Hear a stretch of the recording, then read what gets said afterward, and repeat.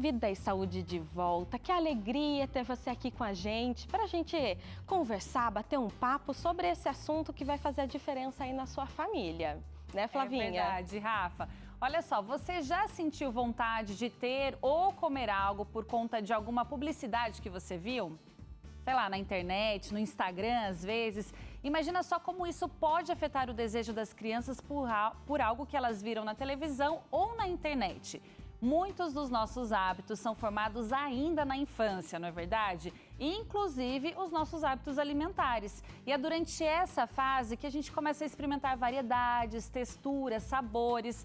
E com a chegada da publicidade, essa experiência pode ser afetada e pode até mesmo colocar em risco a nutrição necessária para o desenvolvimento dos pequenos. E para nos ajudar a entender quais os perigos e também o porquê da publicidade infantil ser considerada ilegal, a gente vai conversar com a advogada, a doutora Ivelise Fonseca. É isso mesmo, ela já está conectada aqui com a gente, né, doutora Ivelise? Seja muito bem-vinda, que alegria ter você aqui com a gente.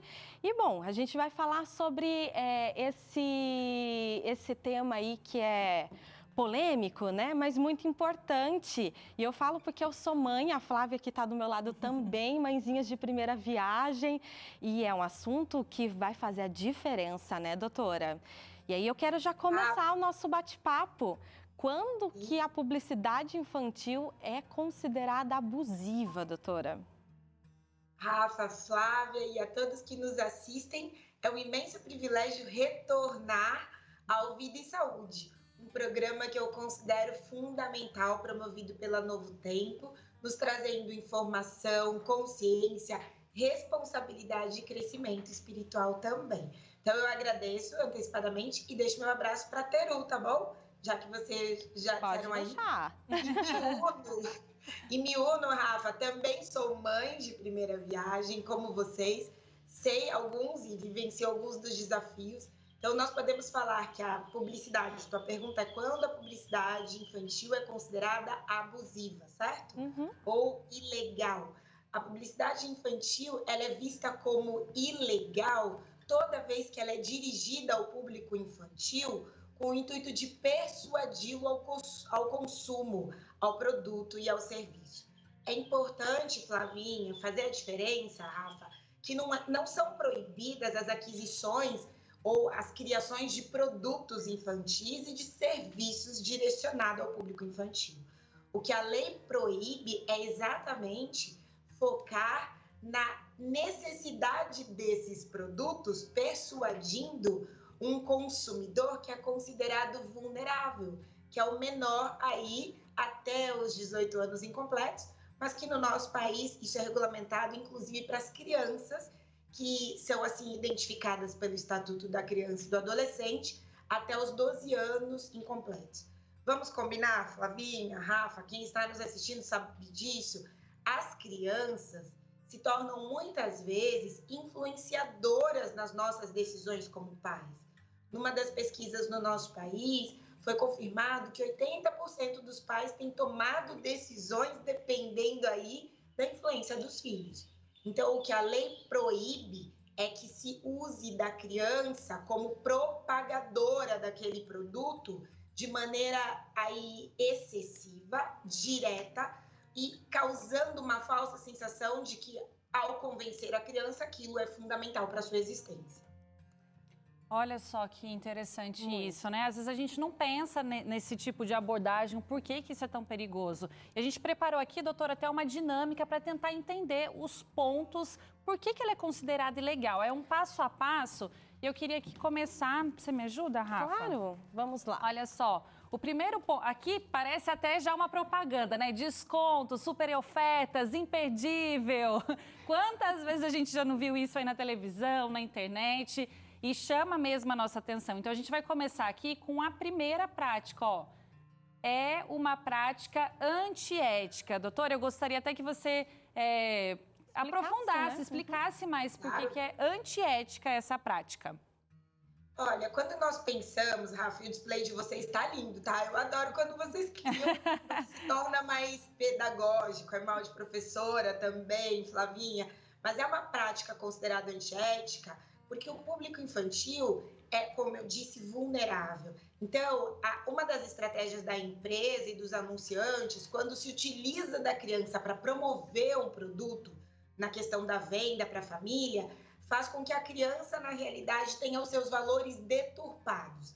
É antiético, sim, porque como as crianças influenciam muito na decisão de compra da família, na realidade, ao aproveitar essa hipervulnerabilidade, se vende ideias de inferioridade, muitas vezes sugestões de erotismo, esse aí em relação ao público infantil, ou a questão da falsa sensação de que se essa criança não tiver, ela não faz parte do grupo, tudo bem, ela é excluída da sociedade. Então, isso compromete, inclusive, o raciocínio da criança aí, que é chamado raciocínio abstrato nessa fase, nessa faixa etária, no qual a criança não tem desejos. Os desejos são criados por sugestões de marketing, de propagandas. Então, eu não sei se vocês já ouviram isso, já vivenciaram como mães, a seguinte situação, você pergunta assim, seu filho já come doce? Vou dar um exemplo hipotético, uma criança de 1 ano. Ela come sim, porque ela ficou olhando eu chupar o sorvete e ela ficou com vontade. Mas como que ficou com vontade se nunca provou e não sabe o que é? Entende o que eu quero dizer? Sim. Então, essa vontade, quando ela é criada através de marketing, de propagandas que direcionadas ao público gerem essa falsa sensação, ela é considerada antiética por causar o prejuízo no desenvolvimento do menor, por aí comprometer o direito que a família tem, independente da religião, da crença, de desenvolver esse menor na questão da saúde, da educação. O não também é amor, compreende? E é difícil falar não, né? Sim. Com certeza. Doutora, já puxa o gancho para essa outra questão aqui, ó. Causa doenças, aproveitando, falando sobre essas propagandas, principalmente relacionado à alimentação, né? Então, não é só alimentação saudável que se faz propaganda, mas de tantas outras coisas. Crianças pequenas, como eu e a Flávia, que temos crianças aí de 2 anos ou menos em casa, isso pode realmente desencadear grandes problemas para a saúde aí no futuro, né, doutora?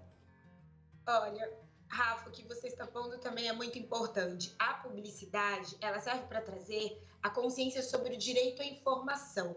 Voltado para a questão, por exemplo, dos alimentos, a Organização Mundial da Saúde defende o fim da publicidade de alimentos não saudáveis para as crianças por conta da questão da obesidade infantil, que cresceu muito, não no nosso país tão somente, mas no mundo. Então, às vezes, as mães olham ou a vovó, o tio, e pensam assim, aquela criança, ponham amor nas minhas palavras, ela tá gordinha, ela tá saudável. Não, a obesidade pode desdobrar e na faixa etária infantil em outras questões, como diabetes, a pressão alta, exatamente comprometimento do desenvolvimento, do raciocínio da criança, do aprendizado, da questão lógica, da depressão antecipada, da ansiedade excessiva na criança.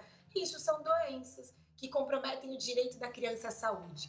Pensem, a criança é um ser em desenvolvimento e diz a Constituição Federal e o Estatuto da Criança e do Adolescente que o Estado, o poder público, a família, a sociedade e vocês, como Novo Tempo, estão fazendo o que diz a lei. A sociedade tem o dever de proteger a criança e todos os seus bens para que ela se desenvolva de maneira plena e tenha a sua dignidade garantida. Como é que uma criança vai ter a saúde preservada se a publicidade é direcionada para ela para alimentos que são junk foods, a gente pode usar essa expressão, ou que comprometem a saúde da criança? Vou dar um exemplo, tá, Rafa? Eu paro de falar, tudo bem? Eu vou fazer a propaganda aqui da marca, mas existe uma rede pontual de supermercados no país que deixa, na realidade, quando você entra, frutas à disposição das crianças para elas comerem e consumirem gratuitamente enquanto os pais estão fazendo compras. Que legal. Poxa vida, que iniciativa legal. Poderam deixar chocolates, bolachas, mas eles disponibilizam de uma maneira lúdica as frutas para chamarem a atenção das crianças, para provarem. Nós sabemos que nem todas as empresas têm essa política, mas ao disponibilizarem ali novos sabores, estão promovendo a saúde. O contrário disso causa doença e compromete a vida da criança. Olha só, quanta informação, né, que a gente acaba aprendendo aqui, que às vezes a gente nem pensa. Não, é. Olha, outro risco aqui, estimula a violência. Olha que perigo isso. Como que seria, doutora? É verdade. Dependendo da espécie de divulgação ou de propaganda, nós percebemos que até mesmo nos meios hoje digitais, né, com a área tecnológica, esse avanço, foi se comprovado através de um estudo que as crianças ficam em torno de 5 a 6 horas por dia no acesso às redes, a televisões. Isso é triste, mas é uma realidade do nosso país.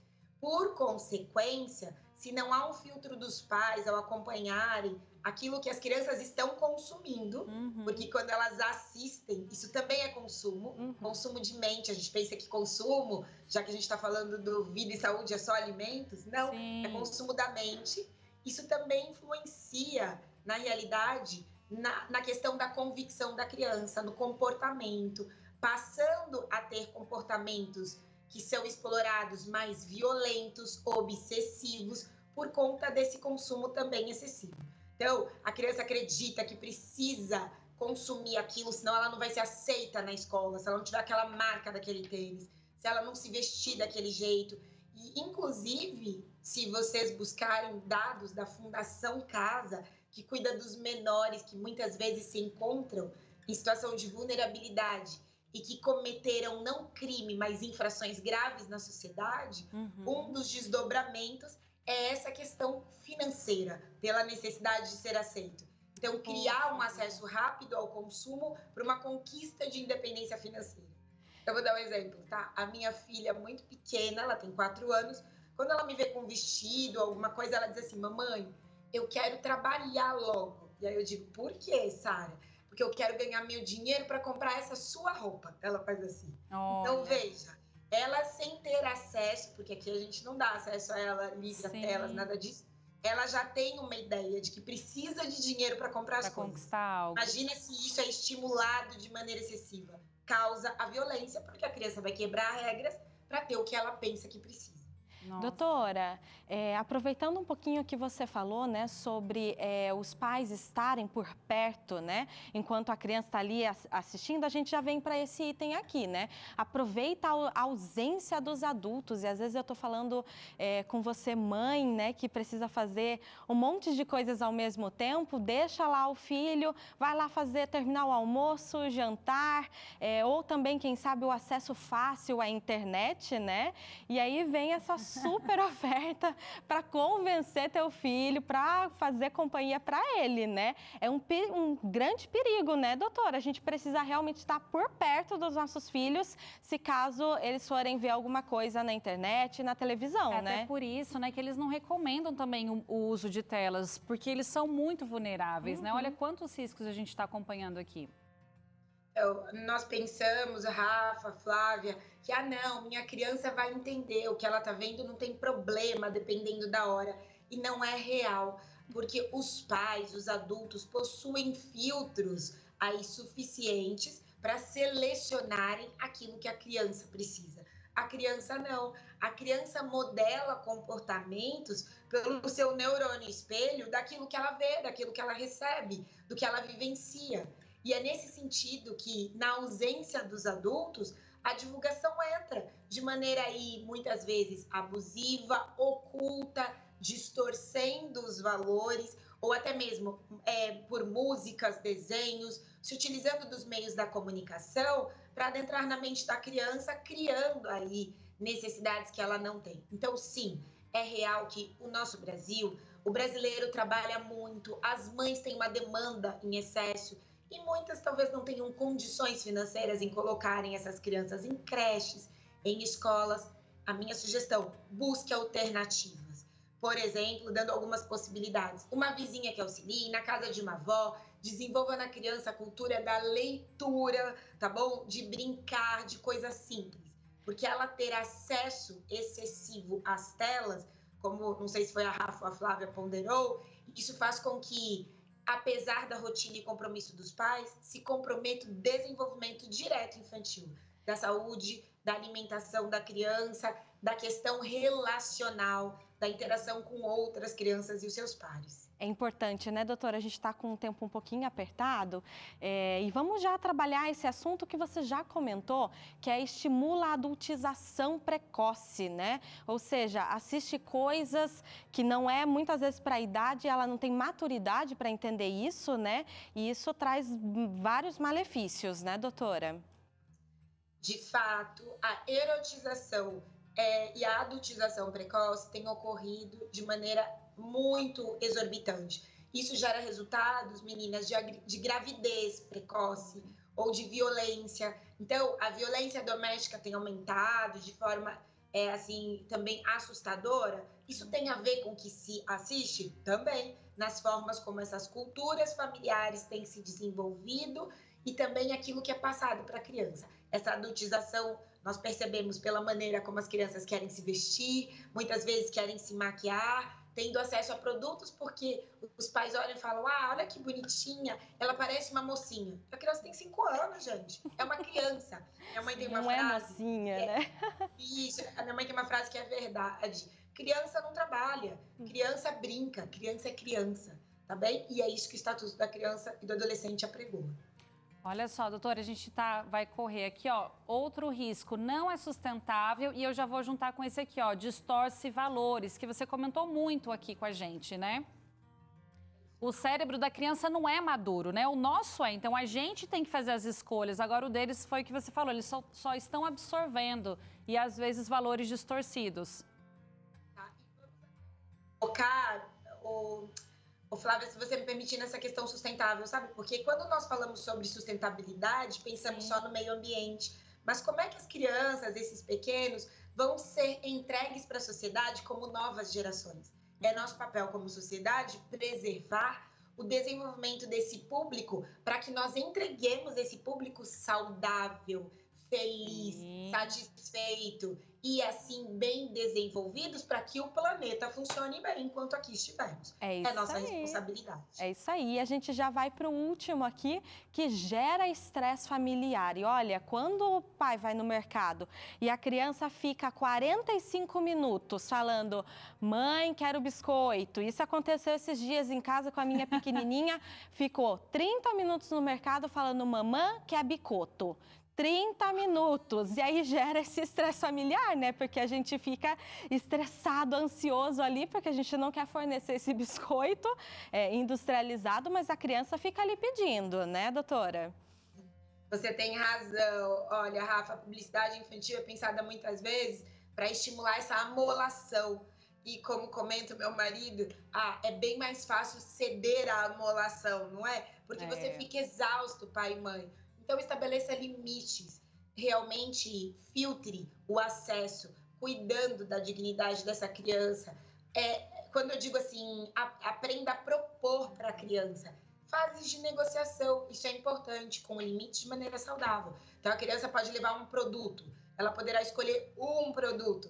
E com essa escolha vem uma consequência, isso é responsabilidade dos pais. Doutora, agora de tudo que a gente viu aqui, né, de forma prática, como é possível lidar com um consumo infantil saudável? Teria um consumo infantil saudável? Olha, existe sim, Flavinha e Rafa, o consumo saudável é aquele voltado para o desenvolvimento infantil, que não compromete o raciocínio. É claro que não é possível estabelecer uma bolha em cima dos nossos filhos, mas tanto quanto você puder proteger, que você o faça, realmente filtrando, proibindo certos acessos, dando alternativas, orientando nas escolas, para que a criança não tenha, na realidade, a sua mente, o seu todo comprometido, evitando consumos como diz aí o CONANDA, que faz a regulamentação das propagandas e a autorregulamentação no país, evitar a publicidade infantil imperativa, que venha com verbos você precisa, você tem que ter, você não pode viver sem. Tudo aquilo que compromete a essência deve ser retirado deste período de convivência do menor. Porque é você quem deve decidir, como planejador da família, qual é o ambiente saudável que sua criança e seu adolescente deve se desenvolver. Tudo aquilo que compromete valores como honestidade, espiritualidade, urbanismo, generosidade, deve ser limado. tá bom? Ah, só você pode ter, você vai ser melhor se você tiver, ninguém pode ter como você. Todas as espécies de propagações que venham a comprometer valores essenciais devem ser retirados. E a alternativa é exatamente buscar meios que promovam o crescimento dentro dos valores dessa família.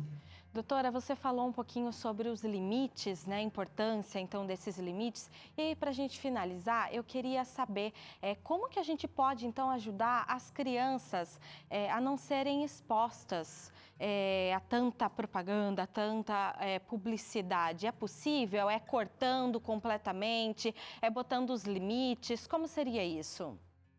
Olha, eu faço uma sugestão. Ligar, na verdade, entre os pais, uma comunicação aberta com os filhos, transparente, demonstrando a consequência e o resultado daquela aquisição. Não adianta, Flávia e Rafa, excluir essas crianças ou proibir totalmente, tornando-as ignorantes, compreende? Quando eu digo ignorantes, é desconhecedoras. É gerar informação. Muitas vezes, dependendo da maturidade infantil, é demonstrar o resultado, realmente a consequência daquele produto se for aí consumido, gerar a consciência. O que a lei determina é que a criança e a família têm acesso à informação transparente. Eu vou dar um exemplo bem prático, tá? A minha filha outro dia chegou dizendo que provou na escola marshmallow e que ela achou aquilo muito doce. E que ela falou na escola, ela tem 4 anos, que ela não comia aquilo. Nunca houve uma regra dentro de casa de que era proibido. Mas o paladar dela não foi inserido isso como alimentação prioritária. Então, na cabecinha dela, ela entende que aquilo faz mal para o corpo dela. Ela não escutou isso nós falarmos para ela, mas ela vivenciou isso em casa. Não significa que a Sara não coma doce, mas ela tem um filtro de 4 anos de que se ela comer demais, isso pode dar dor de barriga e fazer mal. Isso se dá por uma comunicação aberta. Doutora, a informação realmente salva, né? Muito importante ter informação dentro de casa. Bom, eu queria te agradecer mais uma vez por participar aqui com a gente, por trazer tanta informação de qualidade, por isso que o Vida e Saúde existe, né? Para fazer a diferença e você está fazendo parte desse time, a gente agradece muito mesmo a sua participação aqui, viu, doutora? E olha, eu tenho social, né, da doutora? Eu tenho certeza que você aí gostou dessas informações e se quiser acompanhar mais essas informações, qual que é o Instagram dela, Flavinha? É o @ivemateu, Mateu com 2 T's, né? 2 T's e U. Tem muita coisa boa por aí, né? E eu sei que você sempre conversa com o pessoal que participa, então tenho certeza que se alguma mãe ou pai for pedir socorro, você vai dar uma orientação por aí, né, Ive? Olha, Flavinha, Rafa, eu quero agradecer aqui o espaço, a oportunidade, que esses pais continuem a ser dirigidos, cada um de nós, eu me incluo, pelo discernimento que Deus nos concede, para que esse nosso público da geração futura cresça de maneira saudável. Muito agradecida pelo espaço. Obrigada, um abraço, Ive, até a próxima. Beijo. E olha só, no próximo bloco, o Dr. César vai responder aqui algumas dúvidas que vocês enviaram pra gente. Ainda tem receita, né, Rafa? Ah, que delícia! A gente vai preparar 2 sucos bem diferentes aí para você fazer na sua casa, tá? Ó, suco de inhame diferente, né? Diferente. Mas, ó, te garanto que tá delicioso. E suco de vitamina C. Vida e Saúde vai para um breve intervalo e a gente volta logo mais.